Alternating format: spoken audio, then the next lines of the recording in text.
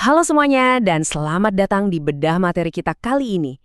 Pernah kebayang nggak sih sebuah warung kecil di desa Anda tiba-tiba bisa terhubung langsung dengan dana kedaulatan negara yang nilainya triliunan dolar? Terdengar agak mustahil kan? Tapi percaya atau enggak, itulah persisnya yang sedang dirancang pemerintah lewat peluncuran jaringan koperasi akar rumput yang supermasif ini. Hari ini kita bakal membedah catak biru ekonomi yang benar-benar ambisius ini. Di penjelasan hari ini, kita bakal membedah 4 poin utama. Mulai dari gimana peluncuran koperasi ini dilakukan, ancaman pangan global yang mengintai, gimana mesin ekonomi desa ini dihidupkan, sampai akhirnya kita bahas visi besar ekonomi konstitusional di balik itu semua. Kita bakal lihat gimana pos-pos di tingkat desa ini nyambung ke ambisi global bernilai triliunan dolar. Oke, kita langsung masuk ke bagian pertama. Kita mulai dari level akar rumput dulu, tepatnya di Nganjuk, Jawa Timur. Disinilah pada tanggal 16 Mei 2026, sebuah pencapaian administratif yang lumayan gila terjadi. 1061. Nah, ini bukan sekedar angka acak. Ini adalah jumlah koperasi desa dan kelurahan merah putih yang resmi beroperasi hanya dalam 1 hari. Ada anekdot menarik yang disebutkan di balik ini. Target awalnya sih sekitar 1.300-an, tapi Presiden katanya punya kedekatan khusus sama angka 8. Kalau kalian jumlahkan 1, 6, dan 1, ya hasilnya 8. Tapi ya, di luar cerita itu, angka operasional ini benar-benar jadi sinyal seberapa serius skala fokus pedesaan dari pemerintah saat ini.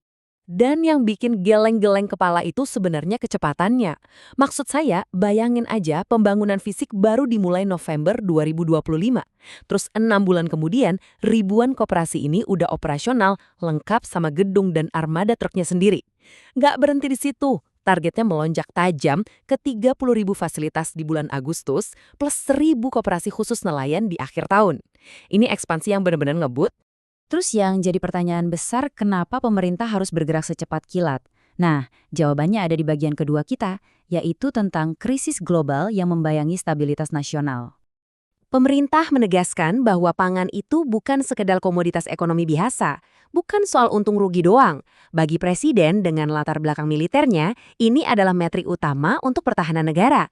Logikanya sederhana, sebelum pasukan maju perang yang dicek bukan cuma peluru, tapi beras. Pasukan yang kelaparan nggak mungkin bisa bertempur, dan filosofi hidup dan mati inilah yang sekarang ditarik untuk mengelola sebuah negara.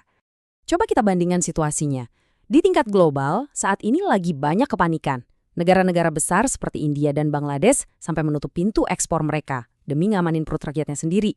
Nah, merespon ini, administrasi saat ini mengambil postur bertahan yang sangat strategis. Mereka menolak buat bergantung sama impor cuma karena harganya lagi murah dan malah milih untuk fokus mati-matian pada kedaulatan pangan internal kita sendiri.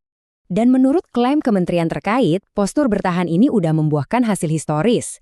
Mereka menyebutkan angka surplus beras yang mencapai 34,69 juta ton, dengan stok bulog di angka 5,3 juta ton.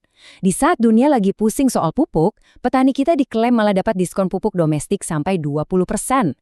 Saking melimpahnya surplus ini, kabarnya negara-negara tetangga sekarang malah antre buat beli beras dari kita. Oke, itu gambaran makronya. Terus gimana semua keberhasilan ini diterjemahkan ke lapangan untuk lawan ekonomi desa yang mandek? Kita masuk ke bagian ketiga tentang mekanika mesin ekonomi desa.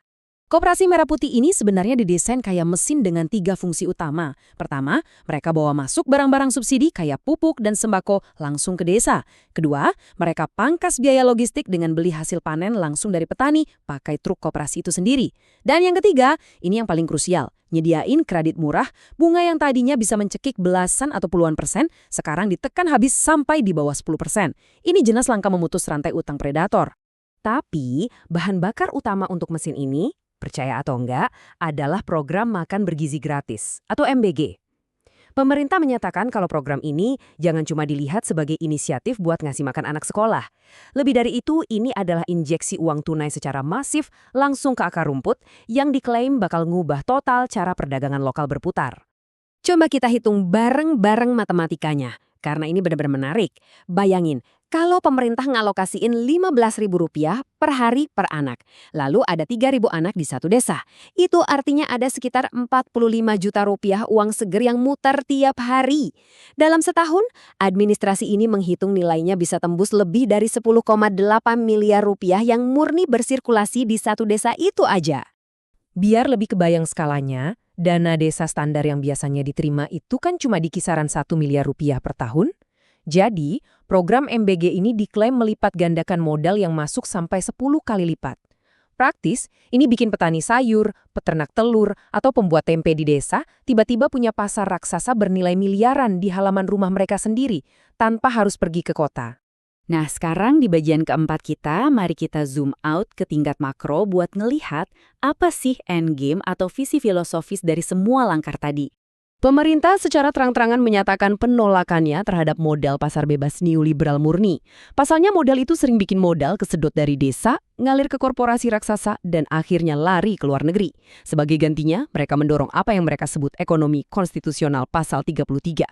Konsepnya sederhana, kekayaan itu harus ditahan secara aktif dan diputar di tingkat lokal, biar yang makmur ia produsen di akar rumput. Dan untuk melindungi kekayaan masif ini di panggung global, pemerintah meluncurkan Sovereign Wealth Fund baru bernama Danantara. Mereka dengan percaya diri menargetkan Danantara ini untuk duduk di posisi kelima pengelola dana kedaulatan terbesar di dunia. Nggak main-main, target asetnya diklaim bakal nembus 1 triliun dolar. Angka yang agresif banget dan dirancang untuk melampaui dana dari negara-negara yang udah puluhan tahun main di sektor ini, kayak Qatar atau Abu Dhabi. Jadi, kita udah ngelihat visi luar biasa ini. Fondasi yang lagi dibangun dari bawah ke atas dengan kecepatan kilat sampai ke target dana triliunan dolar di atasnya. Tapi pada akhirnya, satu pertanyaan besar masih menggantung. Mampukah semua infrastruktur akar rumput yang masif ini benar-benar sukses merestrukturisasi ekonomi bangsa dan mewujudkan Indonesia sebagai kekuatan ekonomi global yang mandiri di tahun 2045? Waktu yang akan membuktikannya. Terima kasih banyak udah ikut membedah materi kita kali ini. Sampai jumpa!